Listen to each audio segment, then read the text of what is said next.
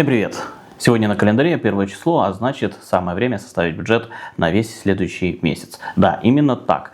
Уже несколько лет, каждый раз 1 числа я беру в руки телефон, беру блокнот, и мы с женой составляем бюджет на весь следующий месяц, бюджет наших расходов. Нет, это не потому, что мы транжирим или не умеем считать деньги. Это просто часть нашей финансовой дисциплины. Итак, поехали.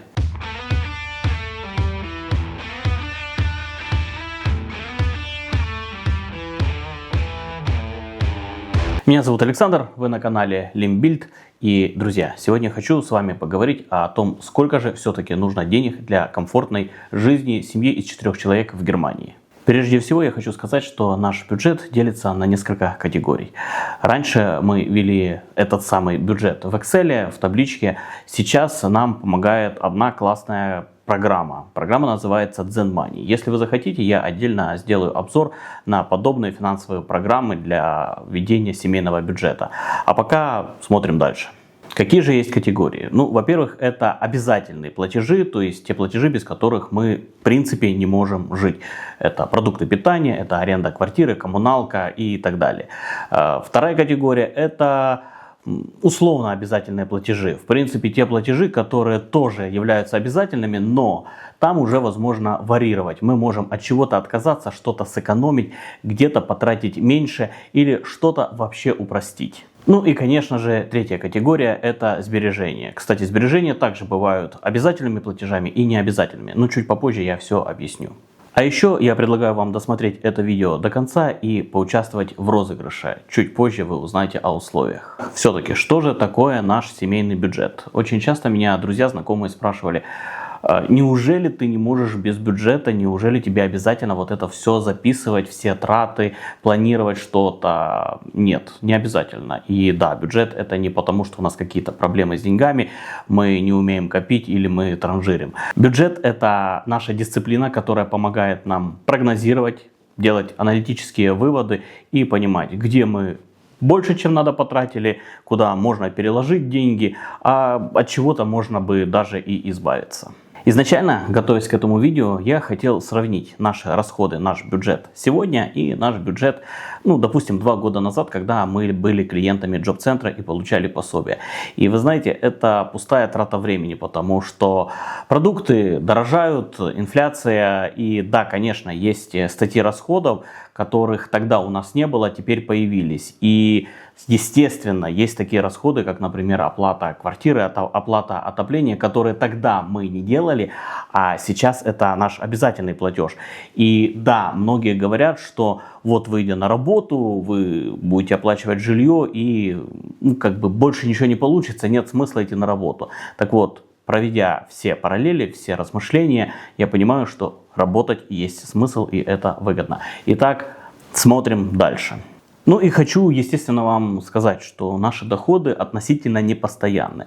Мы можем их прогнозировать, потому как такая статья дохода, как моя зарплата, зарплата Лены, киндергельд, это все постоянно, не меняется, и мы каждый месяц знаем, что в определенную дату нам придут деньги на конто. Но и есть такая статья дохода, как заработок от YouTube канала, заработок моего ГВРБ и дивиденды от акций. Это уже более-менее плавающие. Но исходя из этих знаний, мы можем что-то планировать. Итак, давайте посмотрим на статьи наших расходов, которые являются прям обязательными. Так, я вот открыл программу, и первое, что здесь идет, это аренда жилья. Как ни крути, без этого никуда. Аренда жилья у нас относительно недорогая. Мы платим 810 евро каждый месяц. Мы живем в городе Вупертале, у нас довольно большая квартира. И в Вупертале квартиры на самом деле дешевле, чем в том же Дюссельдорфе. Да, мы когда-то рассматривали вариант переехать в Дюссельдорф, но соразмерив опять же свои бюджеты, свои прогнозы, мы подумали, что Вуперталь нам все-таки ближе. И остались здесь. Дело в том, что доехать Лене на работу в Дюссельдорф, это занимает где-то час времени туда, час назад. Да, много, но Лена может большую часть времени работать из дому. Я работаю в Вупертале. Понятно, я мог бы перевестись в Дюссельдорф, но зачем? Зарплата там будет такая же, а платить нужно будет значительно больше. Поэтому вот, на квартиру мы платим 810 евро каждый месяц. Следующим это идет, конечно же, коммуналка. Понятно, что это отопление, то есть оплата за газ и электричество. Все вместе у нас получается порядка 200 евро. Итак, все наше жилье это 1000-1010 евро. Следующим пунктом являются продукты питания. Наша семья это 2 взрослых и 2 детей. Мы стараемся не экономить на качестве и питаться сбалансированно. Регулярно покупаем хорошую красную рыбу, можем иногда позволить себе креветки, икру. Конечно, в основном наш рацион простой. Мясо, каши, супы, много овощей и фруктов, сладостей. Мы ставим для себя планку 650 евро. Скажу честно, мы редко в нее вписываемся. Обычно есть перерасход где-то на 100 евро, но планку оставляем. Как только видим, что лимит близок, объявляем ревизию холодильника. Это заставляет нас быть изобретательнее и использовать то, что уже есть, вместо того, чтобы сразу же бежать в магазин. Следом идет связь, домашний интернет и 4 телефона. Все это нам обходится в 120 евро. Конечно же, проездные наших детей. Они учатся в гимназии, туда ездить довольно далеко, и в совокупности их 2 Deutsche Ticket нам обходится в 45 евро. Себе я билет не покупаю, потому что я чаще езжу на автомобиле или на велосипеде. Ну и плюс, если мне ехать куда-то на съемки, мне нужно везти с собой много оборудования. Ну, никак я не смогу доехать туда на электричке, на автобусе. Удобнее, конечно же, и лучше это делать на машине. Проездной для моей жены оплачивает ей компания, но из ее зарплаты до вычета налогов. Это отдельная история. Поэтому проездные нам обходятся 45 евро. Как я уже сказал, проездной я себе не покупаю, но вместо этого я покупаю бензин. И на эту трату мы закладываем 150 евро в месяц. Как правило, мы в нее вписываемся вот притык в притык, то есть 150 евро. А вот сам автомобиль это комплексный пункт. Мы платим за лизинговую машину, это обязательный платеж 172 евро в месяц. Плюс откладываем на ремонт нашей старой машины. Конечно, ремонты происходят не каждый месяц. Когда-то мы ее ремонтируем, когда-то просто откладываем. Но в среднем все затраты на автомобиль мы оцениваем в 250 евро в месяц. 172, ну и плюс там какие-нибудь 80 евро на ремонт машину.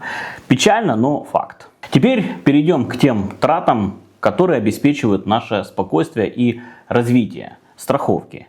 Это серьезный блок, который обходится нам в 280 евро каждый месяц. 2 машины плюс весь набор семейных страховок. Сюда входит Haftpflicht, страховка для третьих лиц, ответственности перед третьими лицами. Glasversicherung, Hausratversicherung, Reiseversicherung и много-много чего другого. Это та подушка, от которой не хочется отказываться. Конечно же, мы тратим на образование 70 евро в месяц. Это книги, учебники, онлайн-курсы. Деньги тратятся не каждый месяц. Могут копиться, а потом разом уйти на подготовку к школе или новые учебные материалы. Также сейчас у нас появился дополнительный расход. Это 30 евро в месяц на обучение игры нашей дочери на флейте. Она ходит в гимназию, у нее Bläser класс. Это класс, где еще обучают игре на музыкальных инструментах дополнительно по желанию, в принципе. То есть мы могли от этого и отказаться. Смысл в чем? Каждый месяц нужно заплатить за, во-первых, аренду инструмента, который в том числе дается домой. В эти расходы входят еще оплата дополнительная каких-то учебных материалов и, как я понимаю, дополнительные расходы на преподавателей в школе. По крайней мере, именно так нам было сказано в письме, в пояснительной записке, которую мы получили от школы. Конечно же, техника. Техника относится к условно обязательным тратам, потому что мы можем от них и отказаться, но это наш комфорт. В технику входит покупка Geräte, например, холодильников, стиралки, посудомойки, если это необходимо, или, например, как вот последняя наша покупка, проектор. Нам захотелось долгими зимними вечерами смотреть фильмы на большом экране, на стене. И пару недель назад я приобрел проектор или воздухоочиститель. На эти траты мы откладываем 250 евро в месяц. Да, тратим мы эти деньги не каждый месяц. Но если наши годовые траты разделить на 12 месяцев, получится приблизительная такая сумма. Дом и уют. Казалось бы, мы отложили деньги на технику, но иногда нужно купить новый шкаф или там сломалась розетка. Нужно что-то починить, нужно сделать новую подсветку где-то. Опять же, тоже эти растраты идут не каждый месяц. Но в среднем они нам в год обходятся в такую сумму, которую если разделить, то на месяц будет припадать 150 евро. Поэтому я закладываю бюджет 150 евро в месяц. Еще один условно обязательный платеж – это одежда. Та же история. Мы не каждый месяц покупаем одежду. Или в этом месяце мы могли купить условно какие-нибудь носки за 10 евро, а в следующем месяце пару пуховиков или ботинки. Поэтому также мы закладываем на одежду 150 евро в месяц, а там как получится. Как я уже говорил, условно обязательные затраты – это очень гибкие, но они обеспечивают нам высокое качество жизни, комфорт, если хотите. Детские расходы, карманные деньги, секции, походы на дни рождения, подарки – все это мы оцениваем где-то в 190 евро в месяц. Это инвестиция в их социализацию и интересы. Опять же, эти деньги уходят не каждый месяц, потому что дни рождения бывают не каждый месяц. Но в какой-то месяц может быть 2 дня рождения, в какой-то 3, а в какой-то ни одного. Нужно иметь запас. Здоровье. Да, медицина в Германии, можно сказать, бесплатно. Мы оплачиваем из своих зарплат кранкенкассу, то есть идут туда вычеты.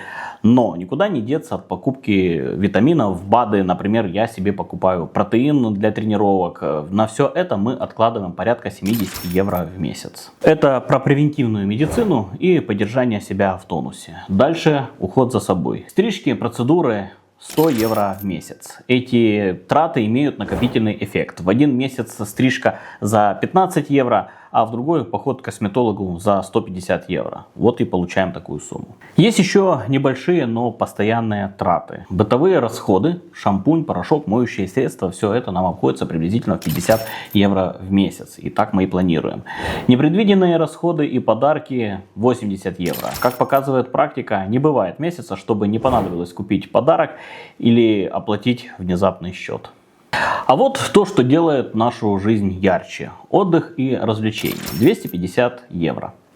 Эти деньги либо тратятся сейчас, поездка на выходных, либо копятся на летний отпуск.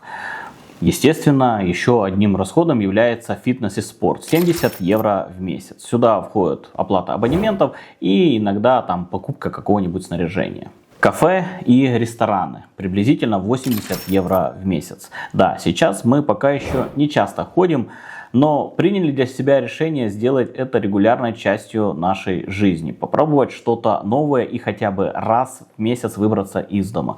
Думаю, со временем этот пункт тоже увеличится. Пока же мы довольно регулярно ходим в какое-нибудь кафе с детьми. Тот же Макдональдс или покушать доноров. Обязательно подписки. Netflix, программное обеспечение, пока нам это все обходится где-то в 20-30 евро в месяц. Ну и наконец сбережения. У нас это тоже две категории, так получилось. Одна обязательная, а вторая по желанию. А желание такое у нас есть всегда. Итак, обязательные. У нас это две баушпаркассы. Каждый мечтает рано или поздно обзавестись жильем. Мы не исключение. И на эту инвестицию мы ежемесячно тратим 230 евро. Ну и второй обязательный платеж – это накопление для наших детей. Каждому из детей мы переводим ежемесячно по 25 евро. Да, сумма небольшая, но она аккумулируется, на нее начисляются проценты, сложные проценты. И мы надеемся, что в дальнейшем к совершеннолетию дети смогут себе что-то позволить. Обязательны наши платежи. Почему они обязательны? Потому что мы заключили договор. Этими вопросами занимается наш финансовый консультант, деньги под его управлением, и мы обязуемся каждый месяц переводить эту сумму туда. Эти платежи обязательны, но мы могли бы разорвать договора, но не хотим терять льготы и накопленную базу, поэтому мы предпочитаем оплачивать эти платежи и дальше. И второй тип сбережения, как я уже сказал, по желанию, это наши свободные сбережения. Это те деньги, которыми мы управляем сами, без советников. Мы можем положить их под подушку, инвестировать в акции или золото, или использовать для закрытия внезапно образовавшихся финансовых дыр. Как таковой здесь точной суммы нет. Это наша истинная свобода. Это те деньги, которые остаются после всех расходов, после исчерпания нашего бюджета. И это свободные деньги. Подводя итоги, планируя нашу жизнь в Германию, мы закладываем каждый месяц приблизительно вот такую сумму. Вкладываемся мы в нее или нет, зависит только от нас. Иногда мы стараемся меньше заправляться, иногда стараемся даже сэкономить на продуктах. Когда в магазине появляются какие-то акции, например, там на молоко, масло или другие продукты, мы стараемся закупиться впрок, и, возможно, в этом месяце мы потратим чуть больше, чтобы в следующем нам это вышло дешевле.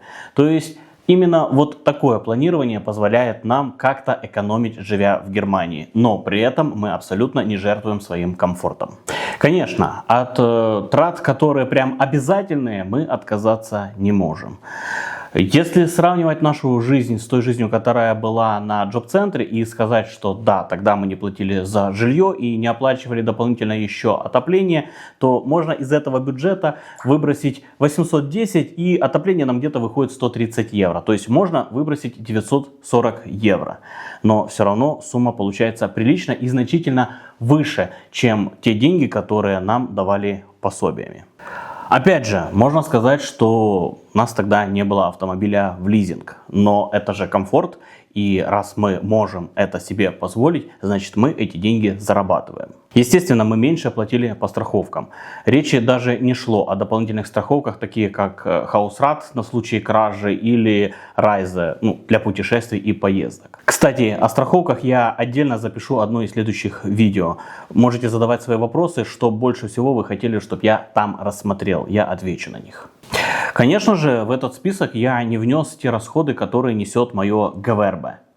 Несмотря на то, что Gewerbe приносит деньги, оно деньги и забирает. Нужно оплачивать аренду оборудования, нужно оплачивать покупки батареек, нужно оплачивать какие-то поездки. Это все в этот бюджет я тоже не включал, потому что мы рассматривали бюджет просто жизни семьи. Ну и в итоге я хочу сказать, да, конечно, оно того стоило. Мы довольны, что мы вышли на работу и обеспечиваем себя сами. Как я говорил в самом начале, конкурс. Сегодня 1 число, и так же, как и я, многие из вас, наверное, тоже планируют свой бюджет. А чтобы этот бюджет немножко облегчить, я предлагаю вам разыграть ваучер на покупку в магазин Lidl на 15 евро. Что для этого нужно? Напишите, пожалуйста, внизу в комментариях под этим видео, как вы планируете свой бюджет. Или, возможно, как после этого видео вы захотели это делать. Я выберу самый интересный вариант и в одном из следующих видео зачитаю его, и вы получите свой сертификат. Давайте так, на розыгрыш отводится где-то 2-3 недели. То есть в одном из следующих видео, смотрите их обязательно, будет этот розыгрыш. Расскажите, как вы делите деньги, какие у вас есть обязательные второстепенные траты.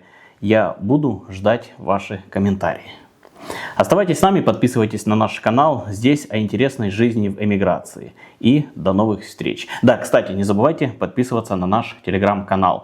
Совсем скоро я там расскажу об одной своей инвестиционной идее и как мы получаем дивиденды от покупки акций. Возможно, кого-то это заинтересует. До новых встреч!